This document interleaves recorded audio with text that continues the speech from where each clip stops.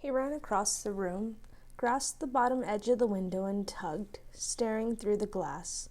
He saw the yellow sheet, dimly now in the darkness outside, lying on the ornamental ledge a yard below the window. Even as he watched, it was moving, scraping slowly along the ledge, pushed by the breeze that pressed steadily against the building wall. He heaved on the window with all his strength, and it shot open with a bang. The window weight rattled in the casing. But the paper was past his reach, and leaning out into the night, he watched it scud steadily along the ledge to the south, half plastered against the building wall, above the muffled sound of the street traffic far below. He could hear the dry scrape of its movement like a leaf on the pavement. The living room of the next apartment to the south projected a yard or more farther out toward the street than his one. Because of this, the Benekes paid $7.50 less rent than their neighbors. And now, the yellow sheet, sliding along the stone ledge, nearly invisible in the night, was stopped by the projecting blank wall of the next apartment. It lay motionless. Then, in the corner formed by two walls, a good 5 yards away, pressed firmly against the ornate corner ornament of the ledge by the breeze that moved past Tom Beneke's face. He knelt out the window and stared at the yellow paper for a full minute or more, waiting for it to move, to slide off the ledge and fall, hoping he could follow its course to the street and then hurry down in the elevator to retrieve it. But it didn't move. And then he saw that the paper was caught firmly between a projection of the convoluted corner ornament and the ledge. He thought about the poker from the fireplace, then the broom, and the mop, discarding each thought as it occurred to him. There was nothing in the apartment long enough to reach that paper. It was hard for him to understand that he actually had to abandon it. It was ridiculous, and he began to curse. Of all the papers on his desk, why did it have to be this one in particular? On 4 long Saturday afternoons, he had stood in supermarkets counting the people who passed certain displays, and the results were scribbled on that yellow sheet. From stacks of trade publications, gone over page by page in snatched half hours at work, and during evenings at home. He had copied facts, quotations, and figures onto that sheet. And he had carried it with him to the public library on Fifth Avenue, where he'd spent a dozen lunch hours and early evenings adding more. All were needed to support and lend authority to his idea for a new grocery store display method. Without them, his idea was a mere opinion. And there they all lay, in his own improvised shorthand, countless hours of work out there on the ledge. For many seconds, he believed he was going to abandon the yellow sheet, that there was nothing else to do. The work could be duplicated, but it would take 2 months, and the time to present this idea was now, for use in spring displays. He struck his fist to the window ledge, then he shrugged. Even though his plan were adopted, he told himself it wouldn't bring him a raise in pay. Not immediately, anyway. Or, as a direct result, it won't bring me a promotion either, he argued.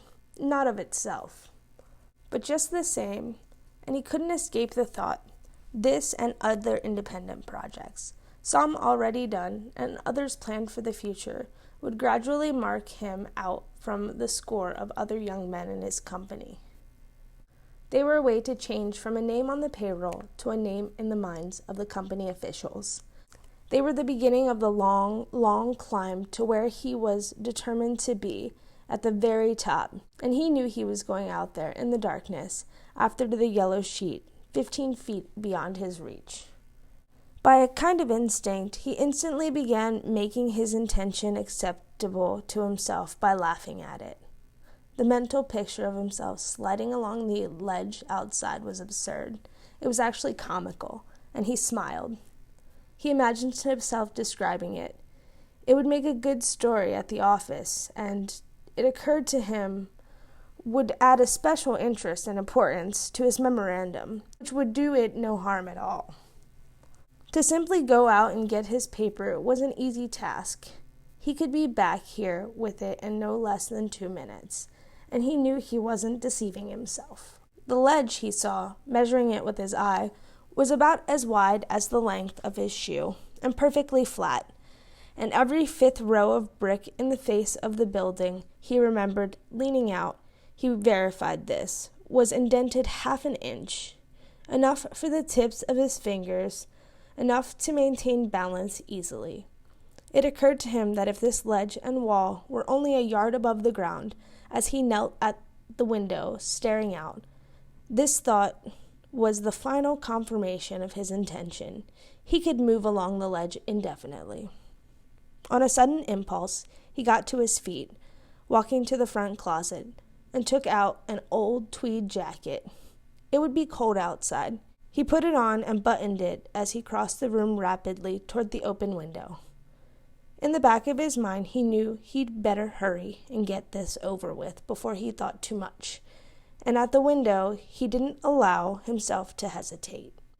He swung a leg over the sill, then felt for and found the ledge a yard below the window with his foot.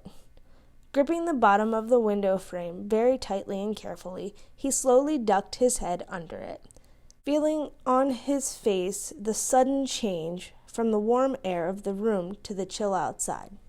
With the indefinite care, he brought out his other leg, his mind concentrating on what he was doing. Then he slowly stood erect.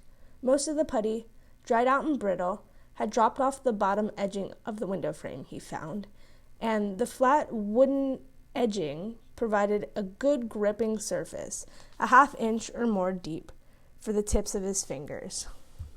Now balancing easily and firmly, he stood on the ledge outside in the slight, chill breeze, 11 stories above the street, staring into his own lighted apartment, odd and different seeming now.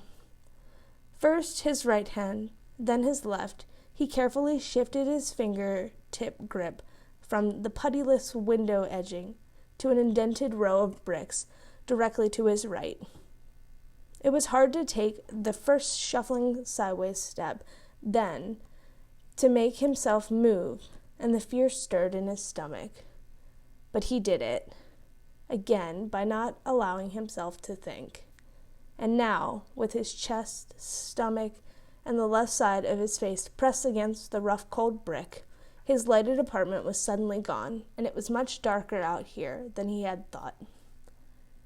Without pause, he continued right foot, left, left, his shoe soles shuffling and scraping along the rough stone, never lifting from it, fingers sliding along the exposed edging of brick. He moved on the balls of his feet, heels lifted slightly.